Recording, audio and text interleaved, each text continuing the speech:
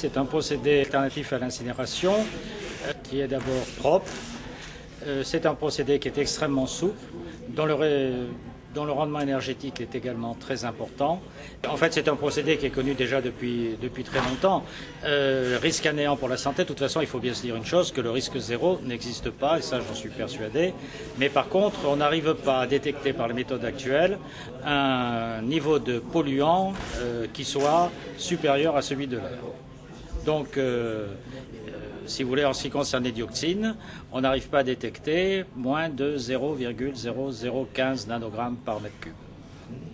Alors, au niveau d'écoute, c'est un procédé quand même qui est assez économe pour les deniers du contribuable, étant donné que la gazéification elle-même coûte 30 millions d'euros. Plus, bien entendu, il faut compter le tri et la génération d'énergie sur lequel il faut rajouter à peu près la même somme. Mais ce qui est de plus intéressant, c'est qu'en fait, le coût de fonctionnement n'est que de 39 euros à la tonne. Ce qui, comparé à